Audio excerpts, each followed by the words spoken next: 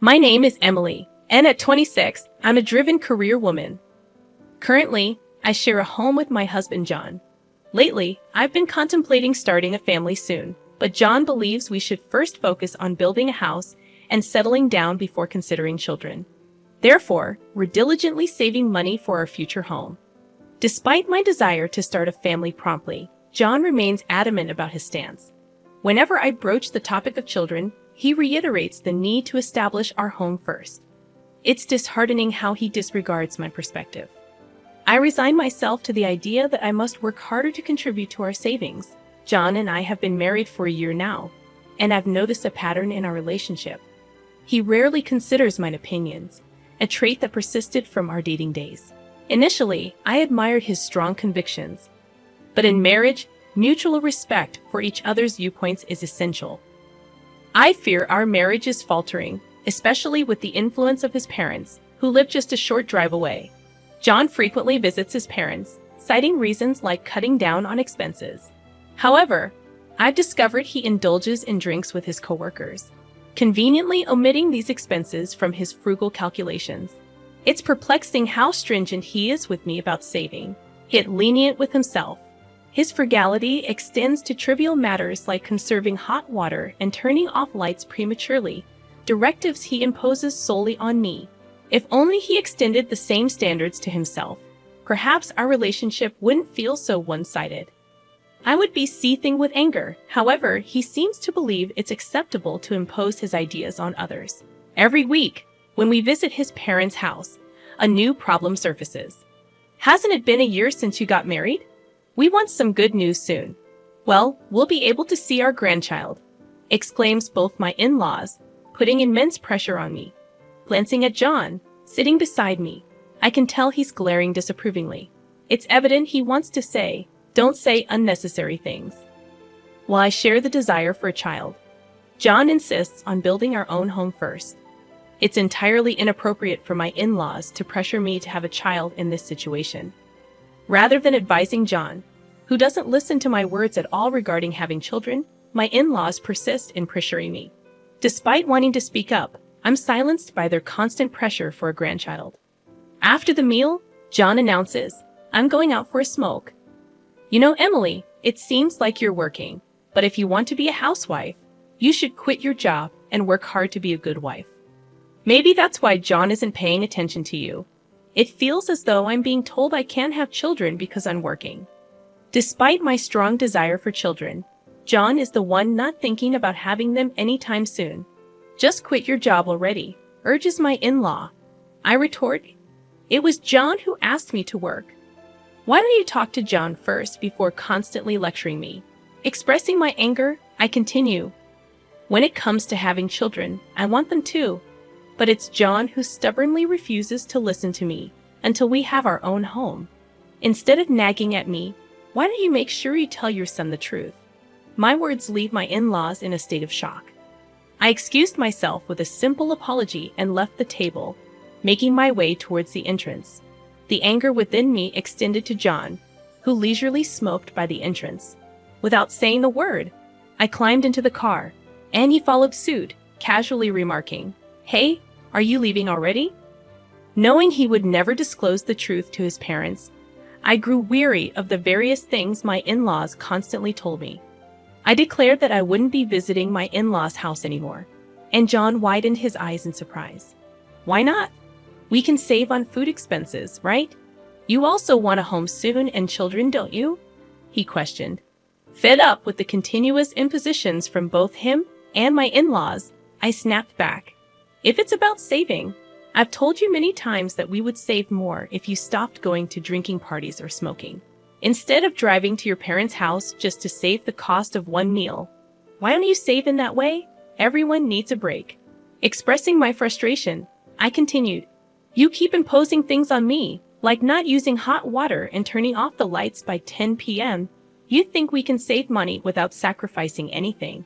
If I have to go through all this trouble alone, then I don't need a home. I'm fed up with this. You never sacrifice anything yourself, but you're okay with imposing it on others." He seemed to downplay the situation, saying it's not a big deal. But I countered, "No, it is a big deal. How much patience do you think I've had all this time? Moreover, I was infuriated by his pretense in front of his parents, making it appear as if I were the reason we couldn't have grandchildren. I'm tired of being the only one asked to have grandchildren. It's not me who doesn't want children, it's John. I've been saying it for a long time. I want children soon, so please stop being so angry. Seeing John struggle to deal with my unusual anger brought a slight sense of satisfaction, but it didn't resolve everything. Unsure of what to do next, I gazed out of the car window, ignoring John. A turning point for us came a month later when one of my relatives, my father's brother, passed away. With several pieces of land, a luxurious mansion, and a lavish lifestyle, my uncle's passing became a revelation for John. Impressive. I didn't know you had such a remarkable relative, he remarked a few days later. Upon receiving news about my uncle's inheritance, I decided to discuss the details with the lawyer in our apartment. Recognizing that it was a matter exclusively related to me and had no bearing on John, I politely asked him to leave the room, especially since he seemed uneasy about the concept of inheritance. I wanted to spare him any potential trouble that could arise if he got involved. After about 3 hours of listening to the lawyer explain the intricacies of the inheritance, I thanked him and asked him to leave. However, to my surprise, John, who had been at home earlier, was nowhere to be found. Assuming he had probably stepped out to avoid interrupting my conversation with the lawyer, I started preparing dinner.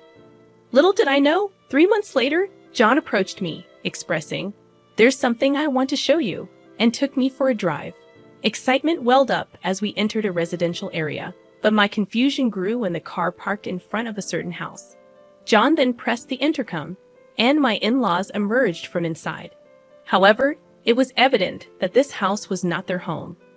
"You finally made it. When are you and Emily moving over here?" "We're thinking of moving in by the end of this month," announced my father-in-law. He continued blaming me for being a selfish daughter-in-law and accused me of always shifting the responsibility for having children onto John. I shot a disapproving glare at John, bewildered as to why he brought me here when I had clearly stated I wouldn't visit my in-laws anymore. Searching for an explanation, I questioned him, and he simply shrugged, stating, "Don't get so angry. If we live together, we can bridge the gap between you and my mom. Besides, this will be our new home from now on, so you should cooperate on the children issue as well. Live together." His revelation left me in disbelief. I hadn't agreed to living with them, especially after explicitly stating that I wouldn't go to my in-laws' house anymore. The situation was further complicated by the nature of the house. As John disclosed, it's a two-family house. My plan was always for us to live with my parents eventually. "So, what's the problem with living in a two-family house now?" he asked. The question lingered in the air as I mulled over the situation. Living in a two-family house seemed to be a significant issue, especially when considering our savings. According to our financial situation, building such a splendid new house was seemingly impossible. I couldn't fathom how John managed it. "My dad and I chipped in the money, so our savings are empty, but it's fine, right?" John casually mentioned. His nonchalant attitude perplexed me. He continued, "I heard your uncle's inheritance was worth $690,000. So, if you use that money to repay us for the cost of the two-family house, it should be fine, huh?" I was taken aback. The idea that he believed my inheritance should be used to fund the house without my consent baffled me. Even if I were to inherit the money, how I used it should be my decision, not his. Frustrated by my rejection of their proposal, John reached into his bag and pulled out a pre-filled divorce form with his name on it. "Your money is our money. If you don't like living together, let's get a divorce," he declared. I took the divorce form from his hand, expressing, "Fine, if living together is the alternative, then divorce is the better choice." Firmly placing the divorce form into my bag, I turned my back on him and my in-laws, who looked stunned. Ignoring their reactions, I continued, "By the way, I renounced my uncle's inheritance." John froze with a bewildered expression. Without waiting for a response, I took a bus and headed home to our apartment. Upon arrival, I promptly filled in my name on the divorce form, which already had John's name on it. I then submitted the divorce papers and immediately purchased cardboard boxes at a home improvement store to start preparing for the move. Recognizing that I couldn't handle the move alone, I hired a moving company. Fortunately, it turned out that not many moves were happening during this season, allowing for a quick relocation. As I packed for the move, a commotion outside the front door indicated John's return. I had the chain lock on, and I addressed him. Sorry, I had the chain lock on. I don't know what you might do when you're so angry. Besides, I need to finish packing for the move. Could you stay at your parents' house for a few days? I won't accept a divorce, John declared, widening my eyes in surprise. I reminded him, but you handed me the divorce form, didn't you? If you sign the divorce papers, that means you agree to the divorce, you know. Astonished, I questioned whether he truly understood the implications of what he had done. He frowned, appearing frustrated, but quickly changed the subject. Why would you give up on a $690,000 inheritance? Normally, you'd inherit it, he questioned. It seemed he had overheard some details about the inheritance, but hadn't grasped the full story. Likely, after learning about the $690,000 inheritance, he had rushed to my in-laws, and they impulsively purchased the two-family house without considering the consequences. I explained. The inheritance discussion came to me because there wasn't anyone else to inherit it. My uncle had 3 sons, 2 daughters, a wife, and grandchildren. However, all of them renounced the inheritance, so it ended up coming to me. My uncle did have $690,000, but he had to demolish his mansion, spend a lot on maintaining his land, and had plenty of debt. I realized that renouncing the inheritance was a better choice than inheriting it. John was in disbelief, exclaiming, "No way. So even if you had inherited $690,000, you're saying there wouldn't have been much money left? That's fraud." I explained that the lawyer and I had a proper discussion about it, but someone had eavesdropped and left before hearing the whole story. My words left him speechless, and perhaps he finally realized he was in the wrong. However, I asserted, "It's too late now. You betrayed my trust. We've already filed for a divorce, and you and I are no longer a couple. Why are you suddenly saying you don't want a divorce now? If you truly didn't want a divorce, you should have followed me right away when I returned, shouldn't you?" I reminded him of the consequences of his actions, emphasizing that his mother's opinion about the divorce didn't change the fact that he and his father had invested in the two-family house. His mother's lack of experience with work didn't allow her to fully appreciate the value of money. I sighed, realizing it wasn't my role to listen to his complaints about his parents. If we were still a married couple, I might have entertained the conversation. However, I reminded him, "You haven't submitted the divorce papers yet, have you?" He pleaded, "If you do it now, we can still be a couple. Please, let's live together in that two-family house." "I've already submitted the divorce papers, so it's pointless now," I replied. His expression slumped in front of the apartment door, appearing bewildered and lost. While I believed he brought this upon himself, I couldn't let him linger outside forever. Briefly considering sending him away, I realized I had no time to waste, so I continued with my preparations for the move. After a while, he was gone, and I proceeded with the move, informing my workplace about the divorce, especially since my boss had acted as our mediator.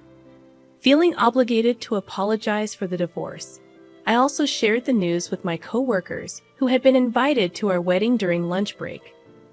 Unexpectedly, he burst into my department in front of my coworkers, claiming, "It's absurd that you're talking about the divorce. I wish you hadn't mentioned it." He disclosed the situation in his department, assuming I had inherited an estate, and suggested buying a two-family house. When faced with the choice between divorce or living together, I chose divorce. Consequently, he found himself being avoided by everyone. I even received sympathy from colleagues. Eventually, he quit his job. During this time, a male colleague confessed to me, saying, "I've actually liked you for a long time. I hope to build a home where we can communicate as a couple and work things out together."